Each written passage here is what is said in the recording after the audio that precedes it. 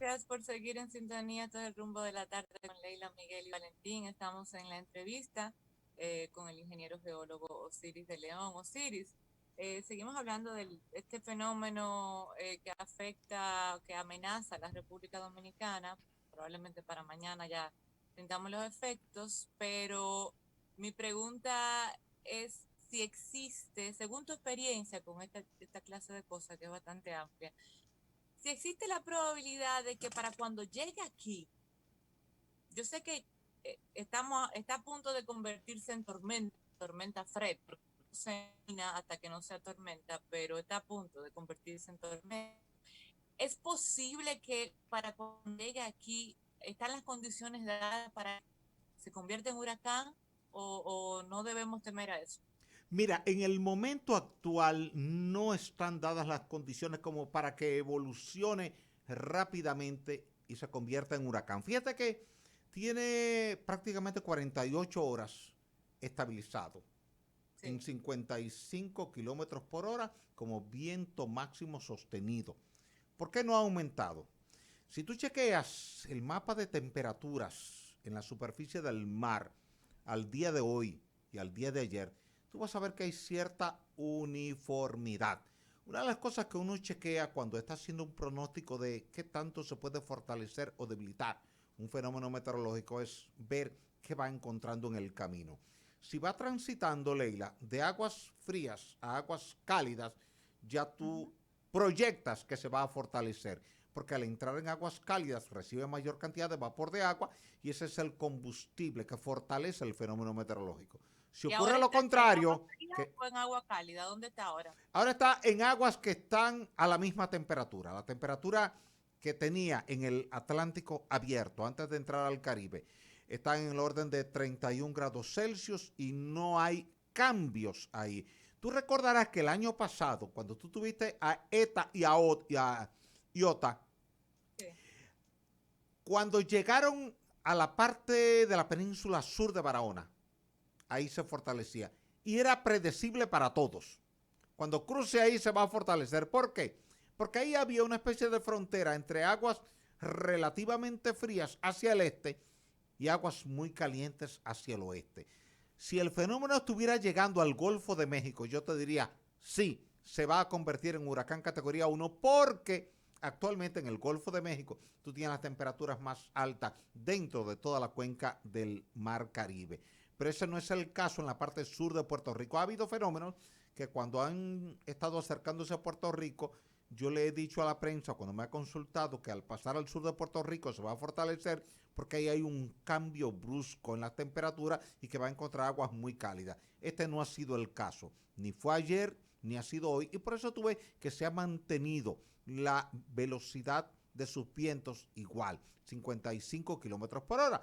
Tal y como tú dices, está casi a punto de convertirse en tormenta, porque con 64 kilómetros por hora se convertiría en tormenta. Pero para llegar a huracán categoría 1 necesita subir a 119 kilómetros por hora. Entonces, sería difícil que en ese tránsito de Puerto Rico a República Dominicana, con aguas que tienen temperaturas uniformes, no hay ese salto abrupto en la temperatura, entonces es muy difícil que reciba tanto vapor de agua que exceda la cantidad de vapor de agua que cae en forma de precipitación pluvial y que en consecuencia entonces pueda subir de categoría. De todas maneras, Leila, es un fenómeno meteorológico, cualquier cosa puede ocurrir, uno lo monitorea, hay proyecciones que uno trata de que se acerquen lo más posible a la realidad de lo que puede ocurrir, pero siempre considerando que como se trata de un fenómeno que depende de las condiciones de presión barométrica y de temperatura, si eventualmente en la noche o en la madrugada le baja mucho la presión barométrica, eso le fortalece. Del mismo modo que cuando recibe mucho vapor de agua al mediodía, 1 de la tarde, 2 de la tarde, eso le fortalece. Si tú no consigues muchos componentes de impulso con la alta temperatura, en algún momento también pudiera conseguirlo con baja presión barométrica, porque un huracán no es más que un centro de baja presión y mientras más baja es la presión, más fortaleza adquiere el fenómeno meteorológico. Pero yo creo que llegando aquí tendría la categoría de tormenta. Vamos a sentir vientos fuertes, pero no vientos devastadores. Nada parecido a huracán George, que fue categoría 3, ni a huracán David, que fue categoría 5, ni a San Zenón, que era un huracán categoría 5, en cuyo ojo pasó justo por aquí, por encima de Santo Domingo. Yo creo que lo que vamos a tener, Leila, es lluvia con un poco de brisa muy fuerte. Las tormentas pueden hacer mucho daño también. Yo recuerdo Olga y Noel, y hicieron daño. Sí, Olga y Noel que llegó el 28 de octubre del 2007 y Olga que llegó el 11 de diciembre. Hicieron mucho daño porque Noel hizo mucho daño en todo lo que era la zona suroeste, en Bonao, en Maimón y en el Bajo Yuna. Inundó toda esa zona porque la presa de Atillo cubrió la carretera entre Maimón y Cotuí. Y luego lo de la tormenta Olga, con el perdón de Olga que está aquí, fue terrible porque lo habíamos advertido con tiempo desde el mediodía en la Z101 que íbamos a tener una contingencia a medianoche en la presa de Tavera y las autoridades entendieron que no iba a pasar nada allí y realmente pasó. Hubo 300 muertes ahí en la zona marginal del río Yaque del Norte, sí, entre Bellavista, Rafey y la línea noroeste, y pérdidas en la industria del banano por casi 5.000 millones de pesos, y fue necesario que el gobierno de ese entonces compensara económicamente a muchas familias que perdieron a sus familiares y a muchos productores de bananos que perdieron sus cosechas. Otra pregunta que me surge, pero me voy a ir ya un poquito más al lado de científico. Yo me voy a aprovechar de usted, ya que lo tengo aquí. Gracias, Olga. ¿Por qué es tan importante? ¿Por qué una variación mínima en las temperaturas de la Tierra provoca todo un cambio en los ecosistemas del mundo? ¿Cómo está relacionado todo ese proceso con lo que experimentamos cada año? Cada año hablamos de que, por ejemplo, antes las lluvias empezaban en mayo. Ya no sabemos cuándo empiezan las lluvias. Tenemos lluvias alrededor de todos los meses del año. Las temperaturas que eran frescas en la época de Navidad también han variado. Entonces, todo esto que está cambiando, que es una realidad, claro, ¿por qué está tan vinculado con un leve aumento en las temperaturas generales de la Tierra? Porque los seres vivos se van adaptando gradualmente a un rango de temperatura y de presión. Si te sales de ese rango hacia arriba o hacia abajo, tu organismo se desajusta.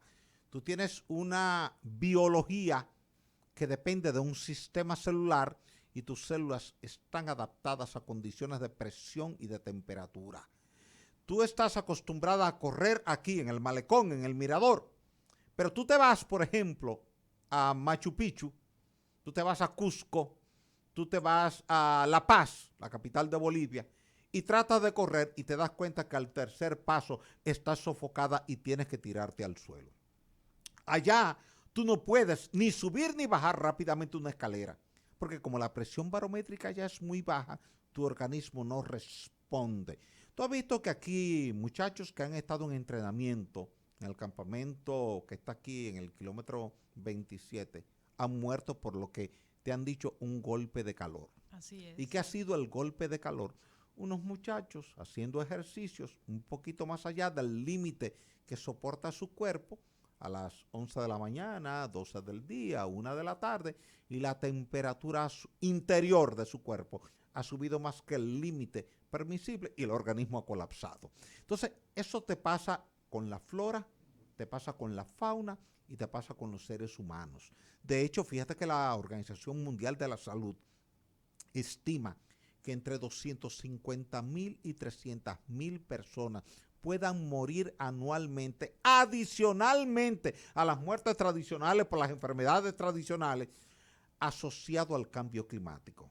Aumento de la hipertensión arterial por la alta temperatura. No es lo mismo que tú te pases 2 horas en la 27 con Churchill debajo del sol a que tú estés debajo de un árbol. O sea que tiene un componente incluso antropológico. Claro. Porque interrumpe de manera abrupta un proceso de adaptación que tiene un organismo. Se interrumpe, tu organismo no está adaptado. Por eso cuando a ti te sube la fiebre el médico actúa rápidamente y busca cómo bajarte esa fiebre, porque 1 grado más puede ser la diferencia entre la vida y la muerte para ti o hasta para un niño. Fíjate que hay niños que llegan con una fiebre alta, 39, 39.5, y el médico rápidamente lo mete en agua fría, porque entiende que tiene que controlar rápidamente, porque si le sube quizás a 41 grados, puede morir la persona, porque ya excediste el límite de tolerancia del cuerpo. Entonces, ¿qué ocurre?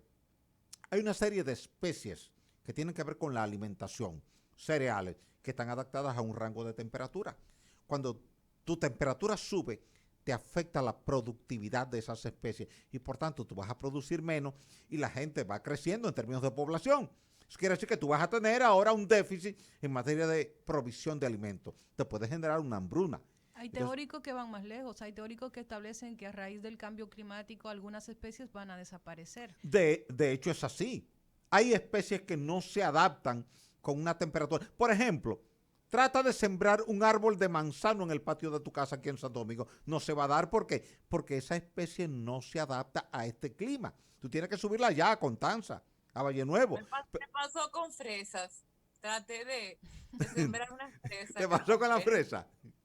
Sí, la compré en Constanza, dije para sembrarla aquí. Cuéntale a Olga tu historia, porque esas son las realidades que se dan con las especies. Ay, hombre. ¿Y cómo entonces? Es que la fresa es de clima frío. Entonces, es una buena pregunta, porque uno se Sí. pone a pensar en un país como nosotros, que somos tan agrícolas, ¿cómo va a impactar el cambio climático en el sentido de las especies que van a poder subsistir a los nuevos parámetros de las temperaturas? Ese es el grave problema. Y por eso en la COP21 lo que se trató es cómo afrontar a tiempo el problema antes de que el problema esté fuera de control. Fuera de control no solamente por las enfermedades cardiovasculares que se multiplicarían, por los accidentes cerebrovasculares que se multiplicarían. O sea, ¿por qué tú crees que en Canadá acaban de morir 500 personas por una ola de calor? Porque su organismo no resistió esa temperatura. Pero no es la primera vez que te ocurre en Canadá. Eso te ha ocurrido otras veces en Canadá, pero te ha ocurrido en Estados Unidos, te ha ocurrido en Francia.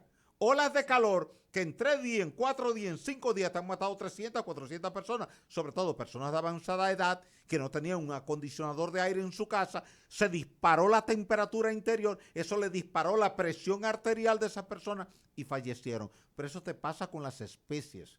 La producción de arroz te baja su rendimiento, la producción de fresas, de papas, te baja su rendimiento. La producción de trigo, de avena, te baja su rendimiento. La producción de maíz, te baja su rendimiento. Entonces, una gran preocupación que tiene la FAO, que tiene que ver con la agricultura y la alimentación dentro de ese gran cuerpo que es la Organización de las Naciones Unidas, es precisamente que el cambio climático te va a generar 2 impactos negativos en la agricultura. Por un lado, las sequías van a ser cada vez más largas, y eso te va a reducir la producción de alimentos. Pero luego, cuando venga la lluvia, va a venir de manera torrencial, descontrolada, y las inundaciones igual te van a impactar la agricultura. Entonces, ante eso tú tienes un desafío, y lo mejor que tú haces es buscar cómo equilibrar las temperaturas a nivel global para evitar las largas sequías por un lado y las inundaciones por otro lado. Recuerda la sequía que tuvimos en la línea noroeste. Sí. ¿Cuántas cabezas de ganado perdimos ahí? ¿Qué representó eso para los productores de la línea noroeste? ¿Qué representó en el precio de la carne? ¿Qué representó en la limitación del acceso? Y mira lo sencillo ahora con el tema que tú tienes con la fiebre porcina, que no está vinculada con el cambio climático, pero de repente te crea un trastorno en un sector productivo. Te afecta al productor, te afecta al distribuidor y te afecta al consumidor. Por tanto, el tema del cambio climático tiene que ser abordado desde arriba hasta abajo por los gobiernos, por los empresarios, por los industriales, por los ciudadanos, por los ambientalistas, por los comunicadores, por todo el mundo, porque hay que construir conciencia de que esto nos va a afectar a todos y que de hecho nos está afectando a todos. El informe que emite el IPCC ayer es concluyente en el sentido de que el 90% de la cuota de responsabilidad de este cambio climático es antropogénica. Somos nosotros los seres humanos. Si bien es cierto que en el periodo cámbrico, en el silúrico y también tuviste en el cretácico cambios climáticos que eran asociados a la actividad volcánica, este no es el caso. Está demostrado que cuando tú revisas la gráfica del incremento de la temperatura media global, porque no es la temperatura puntual en un determinado punto del planeta, es la temperatura promedio cada año, Y tú ves ese incremento a partir de 1950, pero mayormente a partir del año 2000 y después a partir del año 2011, y tú lo comparas con la curva de crecimiento del nivel de dióxido de carbono en la atmósfera, te encuentras que las curvas son exactamente iguales, son paralelas. Lo que quiere decir que en la medida en que tú puedas reducir el nivel de dióxido de carbono en la atmósfera, que hoy día está en 417 partes por millón, pero que el desafío sería llevarlo a 300 partes por millón, que era lo que teníamos para 1950. Bajo esa modalidad, entonces tú pudieras tener la tranquilidad como sociedad de que la proyección a mediano y a largo plazo sería una sociedad sostenible. De lo contrario, sería inmanejable y muchas especies de flora y de fauna desaparecerían, mucha gente estaría muriendo por enfermedades atribuibles directamente al cambio climático y todo eso crearía una perturbación en nuestra sociedad. ¿A qué plazo está amenazada la disponibilidad de agua para el consumo humano? Mira, eso es un buen tema. Cualquier persona te puede decir que en el territorio dominicano todavía tú tienes agua disponible, pero ojo, depende de la zona donde tú estás. Porque con la tranquilidad con que tú lo puedes decir en Bonao y en La Vega, no lo puedes decir en la zona de Dajabón y de Montecristi, en Castañuela, en Villa Vázquez. Entonces tú tienes una tremenda presión hídrica en la línea noroeste y en la región suroeste. ¿Por qué? Porque en la línea noroeste y en la región suroeste a ti te caen apenas 350 milímetros de lluvia por cada metro cuadrado. Mientras en Villa Altagracia, Bonao, La Vega, te caen casi 3.500 milímetros de lluvia por cada metro cuadrado. En Bonao te caen 10 veces la lluvia que te cae en la línea noroeste. Yo le decía al canciller de la República, Roberto Álvarez, en una reunión en la cual participábamos hace varias semanas sobre el tema fronterizo del río Masacre, que tiene que ver con el cambio climático. No creamos que no. Es que Haití se ha quedado sin agua porque sus grandes ríos se han secado y ellos solamente miran hacia la frontera, que es donde hay agua.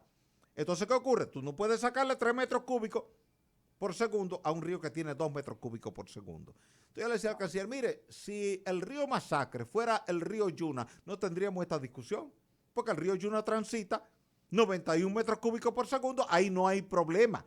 Pero como el río Masacre apenas está transitando hoy día 2 metros cúbicos por segundo, sí hay problemas porque no tenemos suficiente agua para Juana Méndez, Dajabón y Manzanillo simultáneamente. Por tanto, aquí va a tener que venir, Leila, un esquema de compartir agua a través del trasvase de cuenca. ¿Qué ocurre? Que ahí hay un conflicto, porque hay municipios y hay provincias que se niegan a que tú saques agua de su cuenca para llevarlo a una cuenca vecina.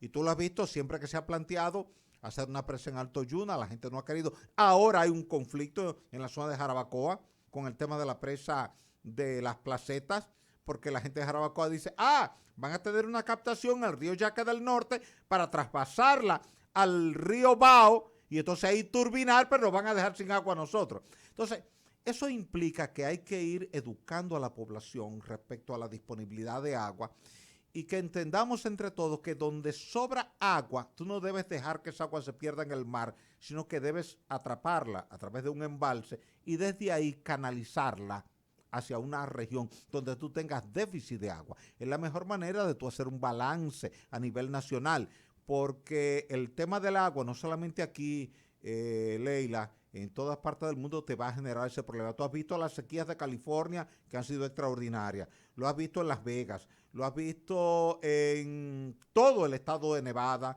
lo has visto en Arizona, lo has visto en la zona de Los Ángeles. Hay una presión por el acceso al agua, tanto así que California tuvo que decretar administrativamente que ningún hogar debía consumir más de 900 litros de agua al día. Si tú te pasas de 900 litros de agua al día, te cuadruplican la tarifa. No tanto para captar dinero de ti, sino para obligarte a que te manejes con menos de 900 litros, asumiendo un hogar promedio de 5 personas. Eso se va a ir imponiendo gradualmente. Ya tuviste, Leila, que el agua entró en la bolsa de valores.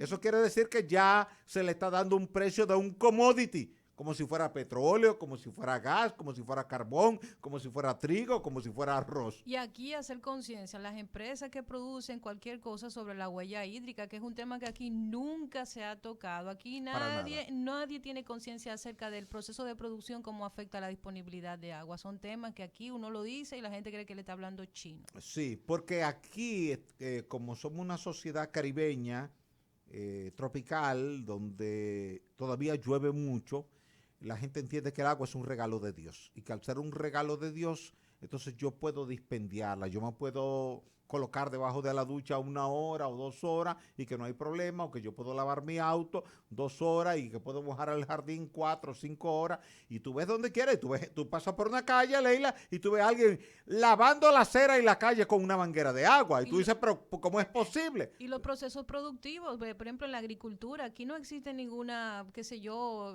organización que mida o que establezca unos parámetros para la utilización de los recursos hídricos. Aquí no existe nadie que controle. Yo he visto, he estado en diferentes asentamientos agrícolas donde se puede eficientizar muchísimo más la parte de riego. Sin embargo, nadie se preocupa por esos temas porque hasta este momento tenemos disponibilidad de agua. Tenemos muchos ríos, no así muchos centros de acopio, muchas presas que puedan mantener esa agua ahí para utilizarse.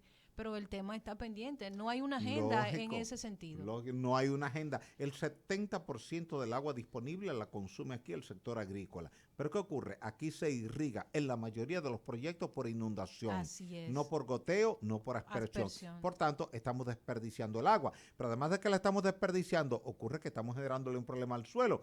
Porque cuando esa agua se evapora por la radiación solar, las sales que están contenidas en ese suelo no se evaporan. Y el suelo gradualmente se te va salinizando. Por tanto, su eficiencia en términos de productividad se va reduciendo. Y son las tareas que están pendientes aquí en la reformulación y la transformación del sistema de riego en todo el sector agropecuario. Así es. Osiris, muchísimas gracias por haber compartido con nosotros esta tarde aquí en el Rumbo de la Tarde. Gracias, qué querida delicia, Leila. qué delicia, Para qué mí delicia. siempre es un honor conversar contigo, conversar con Olga, con Miguel, con Valentín, que se quedó de camino hoy porque tenía otros compromisos, pero ya más adelante seguiremos hablando de estos y de otros temas, si Dios lo permite. Gracias inmensas a ustedes y gracias a todo el público que nos ha escuchado. Gracias a ti y a ustedes, gracias por la sintonía. Mañana estaremos aquí a las 4 de la tarde para otra entrega de este programa. Mientras tanto, sigan con los poderosos en la programación de Rumba 98.5. Hasta mañana. Donde surge la noticia, donde hay más variedad, la propuesta.